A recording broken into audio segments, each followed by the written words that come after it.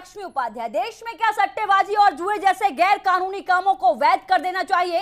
आज ये सवाल हम इसलिए पूछ रहे हैं क्योंकि विधि आयोग ने सरकार को जो रिपोर्ट सौंपी है उसमें सुझाव दिया गया है कि कई देशों ने जुए और सट्टेबाजी को बैन किया हुआ है, लेकिन इसको रोकने में कामयाब वो नहीं हो सके और इसीलिए सरकार को इसे रेगुलेट करना चाहिए और कानून बनाकर इससे राजस्व कमाना चाहिए। गैर जो आप देख रहे हैं, देश में आखिर सट्टेबाजी की वारदातें लगातार देखने को मिल रही हैं, लेकिन जो रिपोर्ट सामने आई है उसने ये जो कहा है कि कई देश ऐसे हैं जिसने सट्टेबाजी बंद करने की कोशिश की लेकिन वो नहीं कामयाब हुए, इसलिए इसको रेगुलेट किया जाए।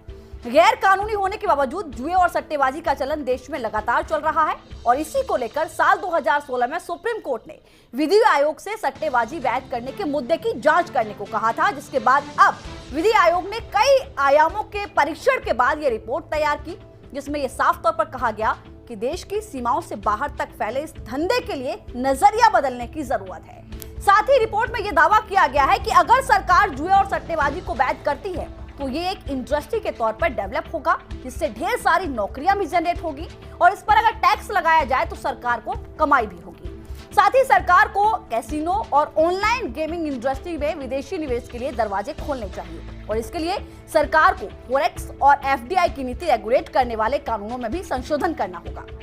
सट्टे को पैन कार्ड या फिर आधार कार्ड से लिंक किया जाए और इसमें पैसे का लेन देन जो किया जाएगा वो कैशलेस तरीके से हो।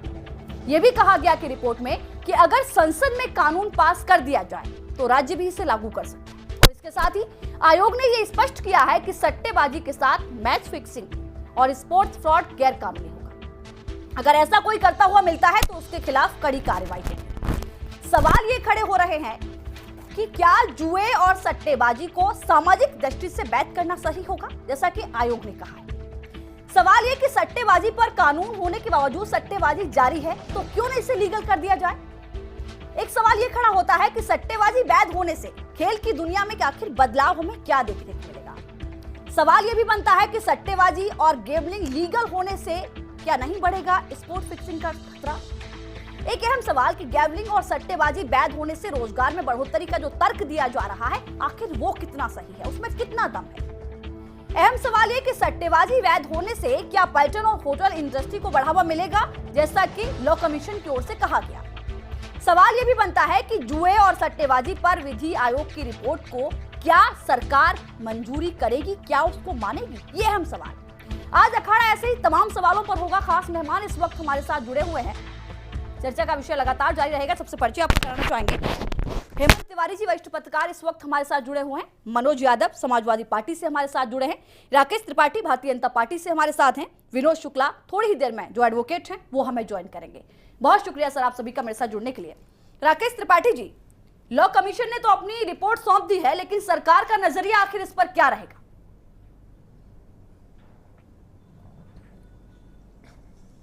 देखिए लक्ष्मी जी, कई बार सच्चाइयों से मुंह मोड़ने का प्रयास किया जाता है जी। ये एक सत्य है, कटु सत्य है कि इस देश में सट्टेबाजी बाबत बड़े पैमाने पर सट्टेबाजी जगह जगह पर की जा रही है और हर बार धरपकड़ में पुलिस कई बार सट्टेबाजों को गिरफ्तार करती है।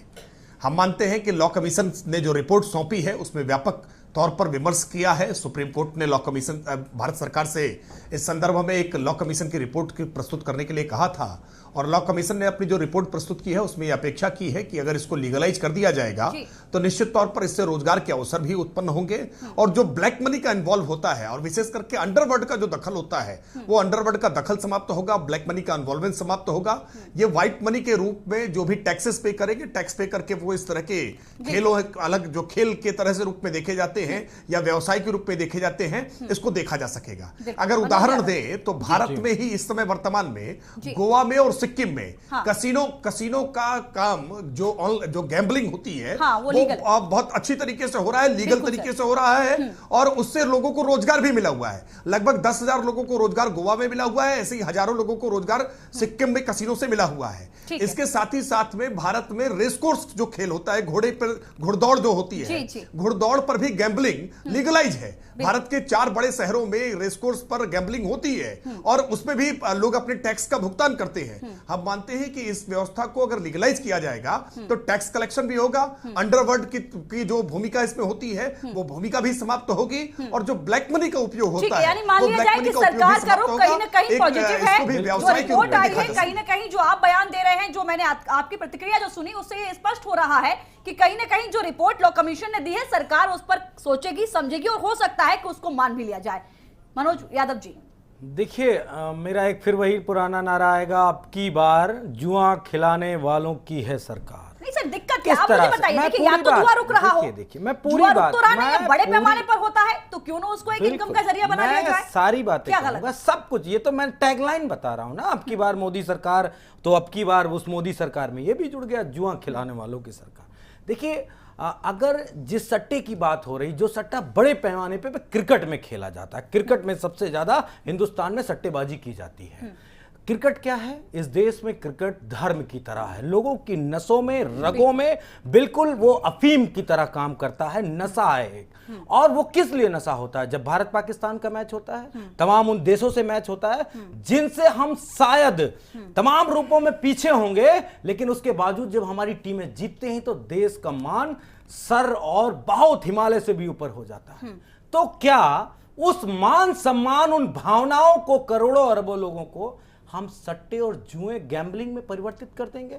ये बात क्या सरकार के दिमाग में नहीं आई? मैं तो ये मान के चलता हूं कि भाजपा की सरकार भावनाओं की कदर करने वाली सरकार है, जन भावनाओं को समझने वाली सरकार है। और वो अगर इस तरह से लीगलाइज करे, जिसकी बात कर रहे हैं हमारे राकेश जी, गुड़दौड़ हो गई और कैसीनो हो गया, ये तो इसमें देश भावना कहां है? कौन सा? क्या घुड़सवारी क्या ओलंपिक में खेला जाता है? क्या कैसीनो का गेम ओलंपिक में खेला जाता है? क्या नहीं खेला जाता है ना।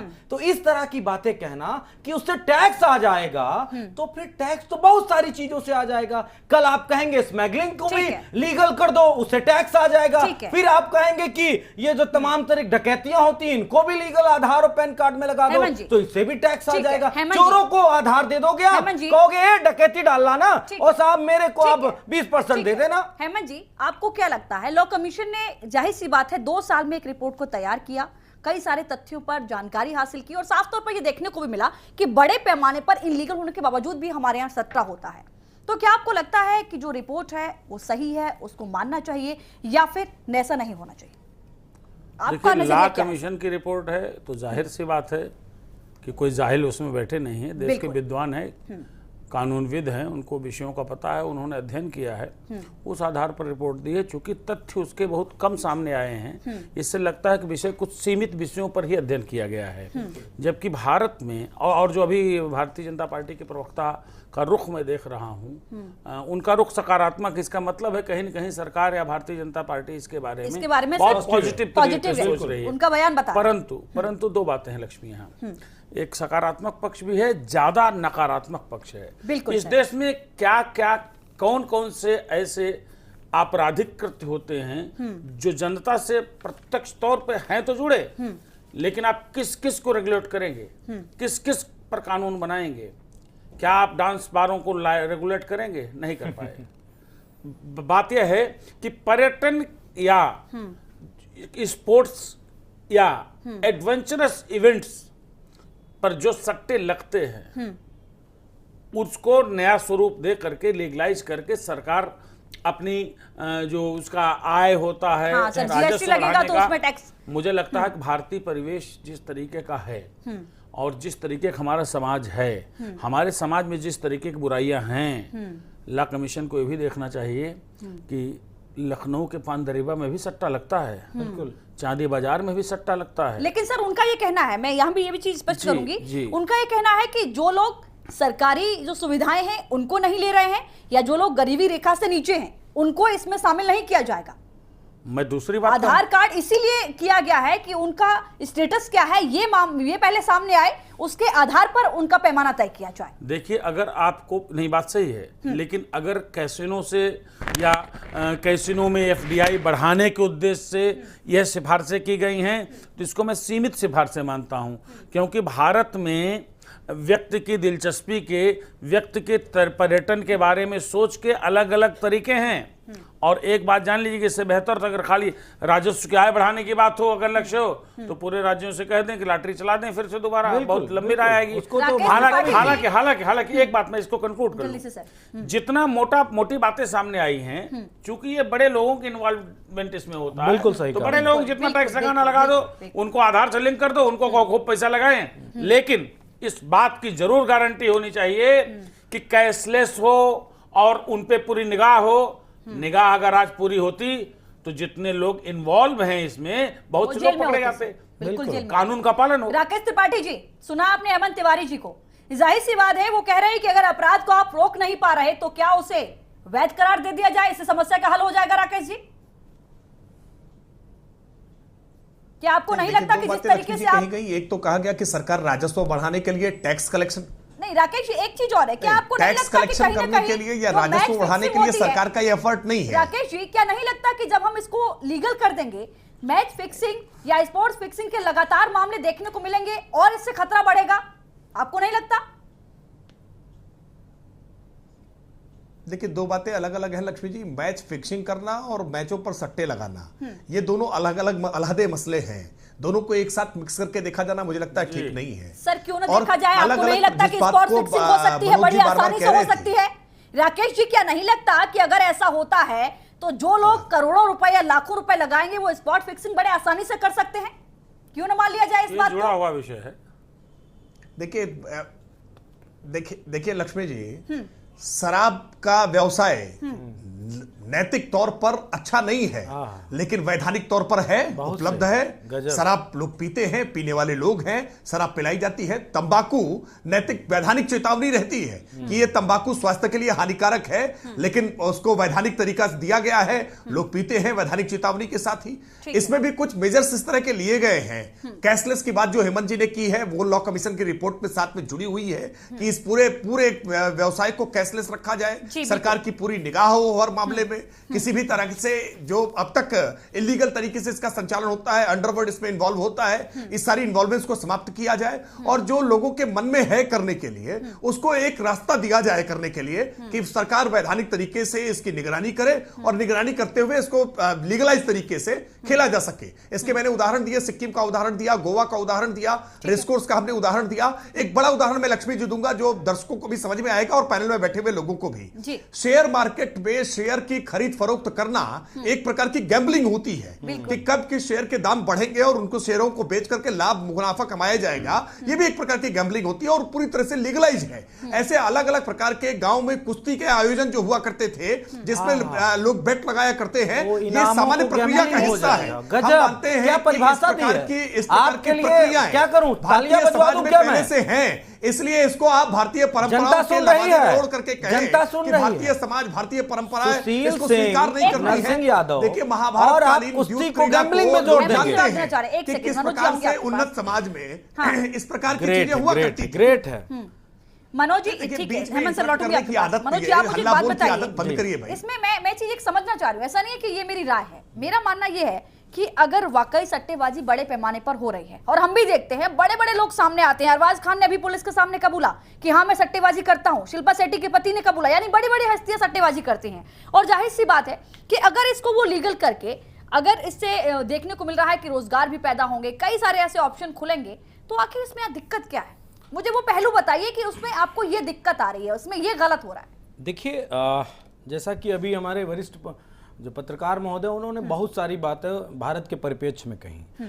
मैं सट्टेबाजी को भारत में एक जो बड़ा तबका जो वाइट कॉलर क्राइम करता है और वही लोग हैं इनमें इन्वॉल्व जिनमें एक बहुत बड़े मतलब पैमाने पे सट्टेबाजी की जाती है। तो वो सफेद पोस्ट लोग हैं जो अपराध करते हैं, उनके लिए सरकार इतना अगर परेशान है, उद्दलित है, कानून बना के उनको जेल न जाने दिया जाए, उनको बाहर कर दिया जाए और उनके लिए नई व्यवस्थाएं बना दी जाएं। आज से पहले मेरे ख्याल से आईपीसी की तमाम धाराएं, शायद धारा 13 लगती है उसमें, कानून जिस तरह से जुएबाजी होती है उसको रोकने के लिए 1 साल की कठोर कारावास मिलती है। कितने अपराधी गए होंगे जेल? मैं तो दीपावली के उपलक्ष्य में जानता हूं पुलिस कितना ज्यादा जो आधार, एक मिनट, जो पैमाने तय किए गए हैं, अगर उस पैमाने पर वो नहीं है तो उनके लिए वही सजा होगी। देखिए पैमाना क्या, देश देखिए जिस तरह सट्टेबाजी को अगर जोड़ेंगे, भावनाओं से जुड़ी बात है, और भावनाओं में किसी तरीके का अगर उसमें टैक्स का इन्वॉल्वमेंट हो जाएगा, तमाम सारी बातें आ जाएंगी, तो फिर भावनाएं नहीं रह जाएंगी, खत्म हो जाएंगी भावनाएं। कोई पाकिस्तान और हिंदुस्तान के बीच में वो क्रिकेट मैच के भावनाओं के आधार पे नहीं खेल देखेगा, तब तो पैसे के आधार पे देखेगा कि कितना पैसा विराट पे लगा है, कितना पाकिस्तान पे लगा है, वहां तो पैसा लगाएंगे ना, भावनाएं खत्म कर देंगे ये लोग। समाजवादी तो पार्टी का देश में अगर भावनाएं नहीं रहेंगी तो फिर ये कैसे लोग खड़े होंगे, दीपावली का इस देश की रक्षा कैसे करेंगे? दीपावली पर जुआ खेलना शुभ माना जाता है कि नहीं माना जाता है, ये भारतीय समाज में पहले से है या नहीं है? सेवा करने वो अरे भाई, आप चाहते हैं कि इसमें कालाधन उपयोग हो, इसमें अंडरवर्ल्ड की भूमिका हो, और समाजवादी पार्टी के विधायक तो कई बार नेपाल से लेकर के गोवा तक जाने कैसी कैसी एक्टिविटीज में पकड़े गए हैं के लिए नहीं जाता है, तो वहां पे भावनाएं हैं, और बीजेपी के लोग अगर भावनाओं की कदर नहीं करेंगे तो ये देश गर्त में जाएगा। राकेश जी, जो व्यवस्थाएं थी उनको आप कठोर कानून बनाइए और इन सारी चीजों को खत्म करिए। बहुत ज्यादा है, आईपीएल खत्म कर दीजिए ना, क्या गरीबों का, क्या किसानों का आईपीएल से फायदा है, बताइए ना। आप अगर सट्टेबाजी आईपीएल के कारण बढ़ रही है तो खत्म कर दीजिए, कौन मना कर रहा है आपको? हमारे बेरोजगारों को कोई रोजगार नहीं मिल रहा है आईपीएल से। हम तो ये कह रहे हैं कि आईपीएल पर सट्टेबाजी लगा करके सट्टेबाजी से निकल कर आने वाले टैक्स को किसानों के लिए खर्च किया जाए। तो फिर स्मगलिंग भी करा लो ना, आईपीएल पर सट्टेबाजी से आने वाली आय को अगर किसानों के लिए खर्च किया जाए तो आपको समस्या है। ये व्हाइट कॉलर जिनको आप बता रहे हैं, वो ब्लैक मनी में अब तक जो व्यापार करते हैं वो व्हाइट मनी में हो, और उस व्हाइट मनी से आए हुए टैक्स को अगर किसानों के वेलफेयर के लिए खर्च किया जाए तो आपको समस्या क्या है? दलितों के लिए, पिछड़ों के लिए, वंचित समाज के लिए खर्च किया जाए तो आपको समस्या क्या है? आप चाहते हैं कि ये व्यापार काले धन के रूप में ही होता रहे, ये व्यापार अपराधियों के संरक्षण से ही होता रहे, समाजवादी पार्टी अपराधियों की, ऐसा काला धन का व्यवसाय करने वालों की पक्षधर है। राकेश जी, मैं लौटूंगी, भावनाओं की बात हो रही है। हेमंत जी, आप मुझे बताइए कि क्या सामाजिक दृष्टि से अगर हम देखते हैं तो क्या जुए को लीगल करना ठीक होगा? हालांकि अभी हम रिपोर्ट पर बात कर रहे हैं, लेकिन राकेश जी का जो बयान आ रहा है वो ये साफ तौर पर जाहिर कर रहा है कि कहीं ना कहीं सरकार पॉजिटिव है और हो सकता है कि आने वाले दिन में हमारे यहाँ यानी कि भारत में सट्टा वैध हो जाए। लेकिन क्या सामाजिक दृष्टि से सही होगा सर? देखिए लक्ष्मी, जुआ तो महाभारत काल से वैध माना गया है और इसका उदाहरण तब से मिलता है।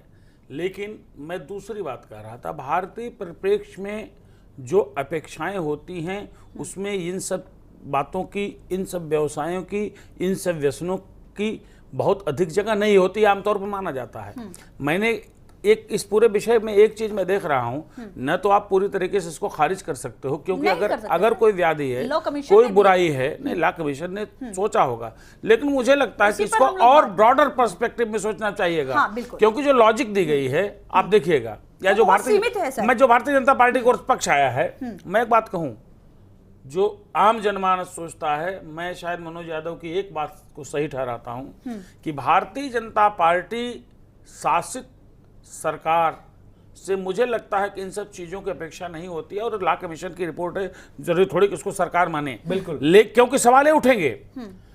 थाईलैंड सहित कम से कम 1 दर्जन ऐसे विश्व में देश हैं जहां सेक्स का व्यवसाय एक प्रोफेशन है, वैध है, उसका टैक्स सरकार के पास भी आता है, टैक्स का हिस्सा आता है, लेकिन भारत में संभव नहीं है। मैंने एक छोटा सा उदाहरण दिया था, चलिए ठीक है, सिक्किम में, गोवा में कैसीनो चलते हैं, और जो लॉ कमीशन की रिपोर्ट का एक अंश आया है, उसका जो भावार्थ का मुख्य हिस्सा आया है कि इसको लीगलाइज कर देने से क्या होगा कि कैसीनो और इस तरह के बेटिंग के कारोबार में जो एफडीआई का ज्यादा पैसा आएगा, सरकार को रेवेन्यू मिलेगा, बेरोजगारी थोड़ी कम होगी। सिर्फ पैसे के लिए या राजस्व के लिए, इससे ऊपर भी तो सोचना पड़ेगा ना सरकार। दूसरी बात मैं कह रहा हूं, फिर मेरी पिछली बात रह गई थी, लक्ष्मी सुनिएगा, हमारे देश में अपराध या व्याधियां जो हैं, सबसे पहला काम तो इस देश की सरकार को, पूरे राज्यों की सरकारों को चाहिए कि कानून का अनुपालन सुनिश्चित कराएं, क्योंकि यह वो देश है जहां संविधान के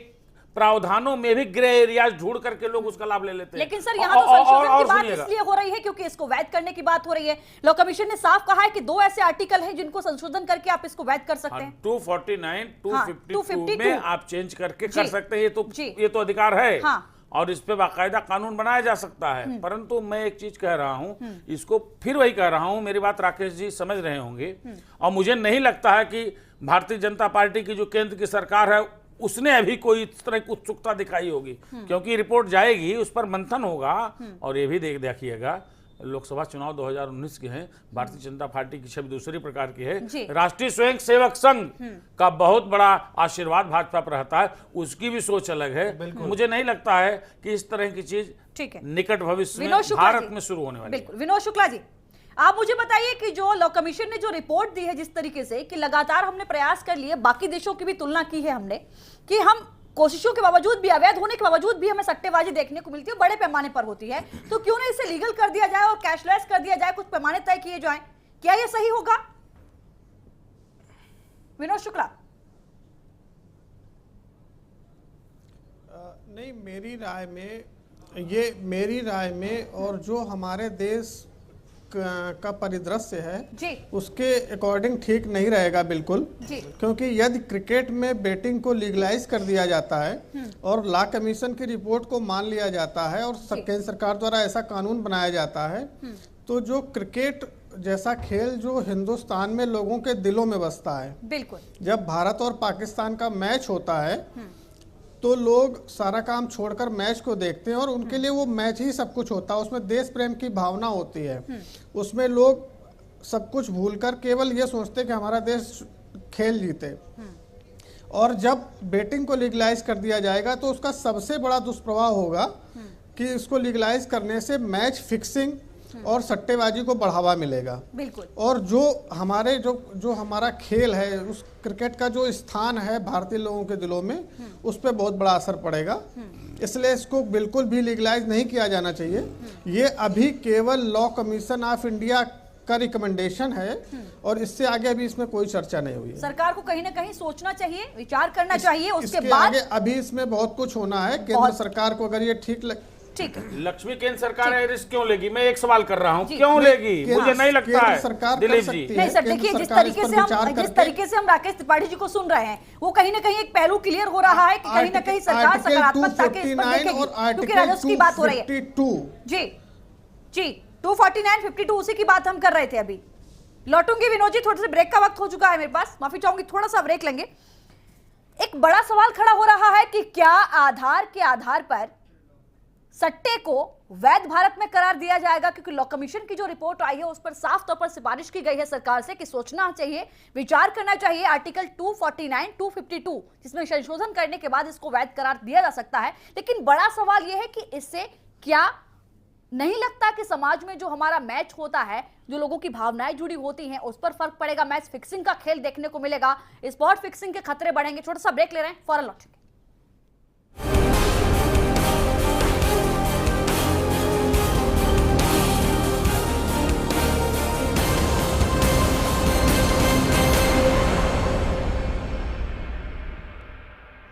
ब्रेक के बाद आपका स्वागत है। आप अखाड़ा देख रहे हैं, आधार है तो खेलो सट्टा। यह सवाल इसलिए खड़ा हो रहा है क्योंकि लॉ कमीशन ने जो रिपोर्ट सरकार को सौंपी है, 2016 की हम बात करें तो सुप्रीम कोर्ट ने साफ तौर पर लॉ कमीशन से यह कहा था कि जब सट्टे को वैध करने की बात की जा रही है तो इसके अहम पहलुओं पर एक रिपोर्ट तैयार करिए, उसके बाद इस पर सोचा जाएगा कि क्या वाकई इसको वैध करार दिया जा सकता है। आज वही रिपोर्ट कमीशन ने सौंपी है।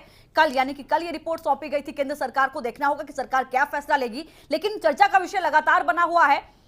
राकेश त्रिपाठी जी, मेरा अहम सवाल आपसे है, आपने सबके व्यूज सुने, क्या नहीं लगता कि जो रिपोर्ट में जो तथ्य दिए गए हैं, जो बताया गया है कि रोजगार के अवसर खुलेंगे या हम नहीं रोक पा रहे हैं या दूसरे देशों में नहीं रुक रहा है, ये एक वजह है, क्या आपको लगता है कि ये इतनी सारी चीजें सही होनी चाहिए? क्या इतनी चीजें बहुत हैं इसके लिए? देखिए, भारत एक प्रोग्रेसिव देश है और अलग अलग प्रकार के विषयों पर विचार विमर्श की प्रक्रिया भारत में रही है और भारत की संसद में हर तरह के विषयों पर व्यापक विमर्श होता है। अगर किसी भी प्रकार के कानून बनाने की बातचीत होगी तो निश्चित तौर पर भारत की संसद में इस पर व्यापक विमर्श होगा, व्यापक विचार विमर्श होगा। इसलिए जिस तरह के भी इफ बट दिखाई पड़ रहे हैं वो सारे इफ बट संसद में जब विचार विमर्श के बीच में आएंगे तो इन सबका समाधान निकाला जाएगा। लेकिन इन बातों को इग्नोर नहीं किया जा सकता है कि सरकार के तमाम रोकों के बावजूद एक आकलन के आधार पर भारत में, लेकिन राकेश जी ऐसे तो कई मामले हैं, ऐसे तो कई अपराध हम आपको गिना देंगे जिन पर रोक नहीं लग रही है, तो क्या उनको हम लीगल कर दे? क्या ये एक हमारे पास ऑप्शन लास्ट बचता है सर? और कानून कड़े करिए और कोशिश करिए उसको बंद करने की। लक्ष्मी जी, मैंने देखिए लक्ष्मी जी, मैंने पहले ही एक आपको सुझाव को उदाहरण दिया था कि भारत में किस प्रकार से द्यूत क्रीड़ा या गैम्बलिंग या जुआ किस प्रकार से लोगों के व्यवहार में रहा है। भारत में दिवाली के अवसर पर परिवार के साथ जुआ खेलना यह शुभ माना जाता है। भारत में शेयर मार्केट में शेयर्स की ट्रेडिंग करना ये एक तरह की गैम्बलिंग, उसका एक उदाहरण है। भारत में रेसकोर्स का हमने एक उदाहरण दिया है कि रेसकोर्स पर कैसे गैम्बलिंग पहले से ही लीगलाइज है। कसिनो भारत में कैसे लीगलाइज है, हमने इसके उदाहरण दिए हैं पहले ही। हम मानते हैं कि इसको अगर कैशलेस व्यवस्था के तहत अगर मॉनिटरिंग के साथ इसको लाया जाएगा तो अंडरवर्ल्ड का दखल और काला धन कहीं ना कहीं जरूर उस पर लगा। विनोद जी, राकेश जी की बात का जवाब। कैसीनो पूरे भारत में लीगलाइज नहीं है, केवल गोवा में है और सिक्किम में है। हाँ, 2 जगह पर। पूरे भारत में जुआ खेलना पूर्णतया अवैध है। और यदि हम परिवार के साथ दीपावली में या किसी शुभ अवसर में जुआ खेलते हैं तो वो एक खेल का पार्ट है। लेकिन अगर उसको कोई प्रोफेशन बनाता है, अगर मेहनत से परिश्रम करके पैसा ना कमाकर सिर्फ गैम्बलिंग से और क्रिकेट में बैटिंग करके पैसा कमाना चाहता है या कमा रहा है तो वह अपराध है। और यह अपराध करने की अनुमति भारत सरकार द्वारा नहीं दी जानी चाहिए। ये सिर्फ अभी लॉ कमीशन ऑफ इंडिया की रिपोर्ट है, लेकिन इस रिपोर्ट पर अभी विस्तृत रूप से चर्चा होगी। और ये रिपोर्ट मेरा मानना है कि केंद्र सरकार द्वारा नहीं मानी जाएगी। अगर गैम्बलिंग और क्रिकेट में बेटिंग को लीगलाइज किया जाता है तो यह निश्चित है कि एफडीआई में बढ़ावा होगा, फॉरेन इन्वेस्टमेंट बढ़ेगा। लेकिन उसके साथ ही साथ आप नुकसान कितने होंगे ये भी तो देखना पड़ेगा ना सर। कि जब भी मनोज यादव, ठीक है सर, लौटती हूं आपके पास। पाकिस्तान का मैच जिस होता तरह है, सिक्किम की बात और गोवा की बात की जा रही है उसके पीछे सिंपल सा लॉजिक है कि वहां पे फॉरेनर्स की अधिकता है, वहां ज्यादा वो घूमने आते हैं और स्टे करते हैं, इस वजह से वहां पे उस बात को बना दिया गया। चलिए उस बात को उदाहरण बना के, क्या एक जगह अगर मान लीजिए गंदगी है तो फिर मैं कहूं कि गोवा में गौकसी होती है, वैध है, तो क्या पूरे हिंदुस्तान में हो जाएगी? क्या ऐसा तो नहीं हो सकता है ना। इसलिए ये उदाहरण देख के आप जस्टिफाई करेंगे तो गलत होगा। मैं एक महत्वपूर्ण बात कहूंगा को रोका जाना चाहिए। सट्टा क्या है? महत्वपूर्ण एक चीज है, देखिए सट्टा क्या है? सट्टा त्वरित लाभ और त्वरित हानि है। सिर्फ फॉरेनर्स की वजह से ही नहीं गोवा में इसको लीगल किया गया और सामाजिक गोवा में इसको इसलिए लीगल किया गया है लाभ दोनों गोवा में अगर कोई व्यक्ति 2 लाख रुपए तत्काल एक बार में हार जाता है, जो गोवा के मूल निवासी हैं उनके लिए जीवन क्या होगी नहीं देखा जा सकता। बिल्कुल, वो गलत करते भी कर सकता है, वो एक अपराध को भी अंजाम दे सकता है, वो सुसाइड भी कर सकता है ज्यादा तुरंत लॉस होने पे। इस वजह से चूंकि इसमें किसी तरीके की कोई मेहनत नहीं होगी। जी, मैं भी इसी पहलू पर आपसे बात करना चाह रही थी। क्या नहीं लगता आपको जो जीतेगा वो ठीक है, लेकिन जो हारेगा बड़े पैमाने पर, वो नहीं लगता कि आपको रास्ता गलत रास्ता तय कर सकता है? मैं आपसे वही तो सवाल कर रहा हूं जी। इस देश में महाराष्ट्र अकेला प्रदेश था जहां सबसे ज्यादा डांस बार चलते थे। बिल्कुल, लोग जाते थे, सारी कमाई शाम को लुटा के चले आते थे। सुप्रीम कोर्ट तक मामला गया, डांस बार बंद है, कुछ बंदिश के साथ चालू हैं। मैं दूसरी बात कर रहा हूं, चलिए ठीक है, लॉ कमीशन को एक और काम करना चाहिए। मेरी सलाह है, हमको लगता है देश की भी सलाह होनी चाहिए। बिल्कुल कि साहब ऐसा है कि मैच कितने, क्रिकेट मैच कितने होते हैं इस देश में? आईपीएल होता है, कुछ टीम्स आती हैं, वनडे और टेस्ट मैचेस होते हैं। टेस्ट मैचेस बहुत कम बैटिंग होती है, वनडे पे और T20 पे ज़्यादा होती है। उससे ज़्यादा श्री राकेश त्रिपाठी जी, इस देश में समय समय पर चुनाव होते हैं और मैं दावे के साथ कहता हूं कि आईपीएल या किसी क्रिकेट मैच, T20 मैच से ज़्यादा सट्टा इस बात में लगता है कि कर्नाटक में भाजपा कितनी मिलेगी, इनको सपा कितनी मिलेगी, बसपा कितनी मिलेगी, लखनऊ में कितने का मार्जिन होगा। सबसे बड़ा घनघोर भ्रष्टाचार और बेईमानी और द्यूत क्रीड़ा का उदाहरण तो चुनाव और सियासत में है। तो इस तरह के और भी तमाम ग्रे एरियाज हैं जिसको लॉ कमीशन को अपने दायरे में लेना चाहिए।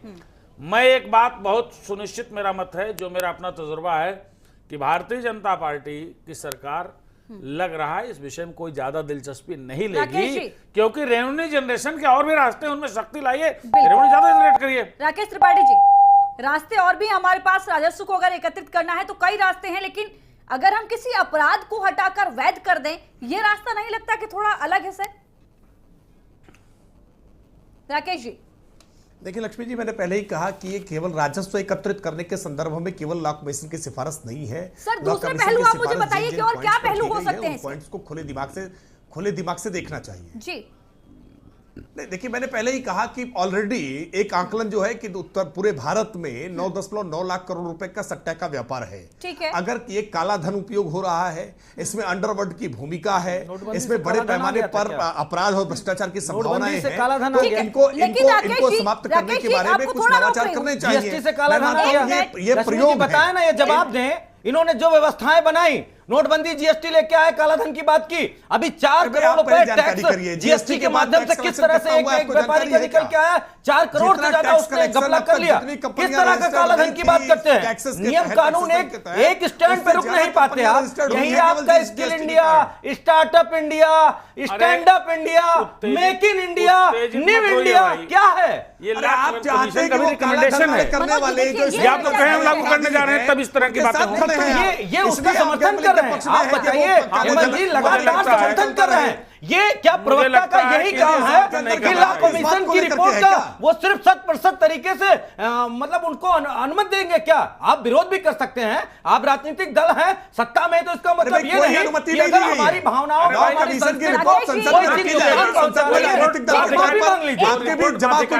सांसद हैं, आप आइएगा अपने विमर्श के साथ, हो सकता है इसको और विस्तारित करिए। सर बहुत टाइम लगेगा, इसीलिए राकेश जी की किसी भी बात से इस बात को संदेश नहीं जाता है कि मौजूदा बीजेपी की सरकार इस बात को निगेटिव ले रही है, पॉजिटिव ले रही है। पॉजिटिव सबसे ज्यादा ले रही है। राकेश जी लागू नहीं करेंगे, आप थोड़ा सा रुकिए। और आप राकेश जी को बोलने भी नहीं दे रहे हैं। अरे नहीं हेमंत जी, मैं तो बीजेपी है, वो सब कुछ बोल सकती है, मन की बात बोल सकती है। नहीं है तो उनकी आवाज स्पष्ट आने दीजिए। राकेश जी, आपने कहा कि अंडरवर्ल्ड का भी इसमें एक हिस्सा रहता है। क्या आपको नहीं लगता, आपने कहा कि इसको लीगल कर दिया जाए, अब अगर हम इसको ऐसे देखें तो क्या नहीं लगता कि जिस तरीके से जाकिर नाइक जैसे लोग सट्टा बड़े पैमाने पर लगाते हैं, वो अपना पैसा हिंदुस्तान में किसी के जरिए लगवाकर इसका बड़ा फायदा उठा सकते हैं? मैच को लेकर एक बड़ा खतरा पैदा हो सकता है। क्या इस नजरिए से हम इसको नहीं देख सकते सर? दाऊद इब्राहिम छोटा सा, दाऊद इब्राहिम बड़ा सट्टेबाज है। देखिए कैसे इसको इग्नोर कर सकते हैं? देखिए लक्ष्मी जी, मैंने सबसे पहले ही आपकी इस अखाड़े की शुरुआत में सबसे पहले ही मैंने कहा था कि आंखें मूंदने से सच इग्नोर नहीं हो सकते हैं। जो सच है उसको स्वीकार करना तो दीजिए ना। ये कटु सत्य है कि इस देश में जुआ और सट्टे का प्रयोग बड़े पैमाने पर काले धन के रूप में किया जाता है। हमको अगर कोई लॉ कमीशन की रिपोर्ट है तो उस पर विमर्श जरूर करना चाहिए। हमको खुले मन से सकारात्मक तौर पर विमर्श करना चाहिए। जो भी अलग अलग प्रकार के सुझाव आएंगे उन सुझावों को स्वागत किया जाएगा। अगर लॉ कमीशन की रिपोर्ट खारिज करने योग्य होगी तो खारिज हो जाएगी। हाँ ठीक है, देखिए उन्होंने कहा कि खारिज हो सकती है, विचार करेंगे उसके बाद खारिज हो सकती है। लेकिन लाभ उन्होंने सबसे ज्यादा गिना है इस बात के लक्ष्मी जी कि ये लाभ हो जाएगा, राजस्व बढ़ जाएगा, टैक्स हो जाएगा। मनोज, इस डिबेट की एक अच्छी खूबसूरती बता दूं लक्ष्मी, एक मिनट सुनिए मेरी बात। अबे लॉ कमीशन की रिपोर्ट पर चर्चा करेंगे तो क्या उसके सारे बिल्कुल होनी चाहिए चर्चा। आप लॉ कमीशन की रिपोर्ट को एक पक्षीय तरीके से खारिज नहीं कर सकते हैं ना। जनता के हित में आप उस रिपोर्ट को देखिए, उस रिपोर्ट पर चर्चा करिए, उसके पॉजिटिव नेगेटिव पॉइंट्स रखिए। आज मुझे एक बहुत अच्छी बात लगी कि शो का नाम अखाड़ा है और इस अखाड़े में पहली बार कुश्ती का भी जिक्र आया। बहुत बढ़िया राकेश त्रिपाठी जी, आप इनके पिछले जवाब ध्यान दीजिए। इन्होंने कुश्ती का भी हवाला किया कि कुश्ती में भी किस तरह के दांव, इनाम और शर्त या छद्म कुछ ऐसा किया जाता है। तो अखाड़े में कुश्ती का नाम आना बहुत अच्छा लगा। क्या बात है, बहुत शुक्रिया सर, अखाड़ा पे भी हो जाएगा। आज बहुत अच्छा लगा कि हमने एक तार्किक विषय पर और बेहद ही संजीदगी के साथ बात की। खासकर मनोज यादव जी, आपने पूरा समय दिया, आप सभी का बहुत शुक्रिया। एक बड़ा सवाल ये हो रहा है कि अब तक जो हमारे देश में अपराध की श्रेणी में आता था सट्टा, क्या वो भारत में वैध होगा? क्योंकि सवाल ये बड़ा है। लॉ कमीशन की जो रिपोर्ट है उस पर सरकार क्या अपना पहल करती है, उसका नजरिया क्या रहता है, सकारात्मक रहेगा, नकारात्मक रहेगा, विचार करेगी, एक्सेप्ट करेगी या नहीं करेगी, ये देखने वाली बात होगी। अखाड़ा में आज के लिए इतना ही। नमस्कार।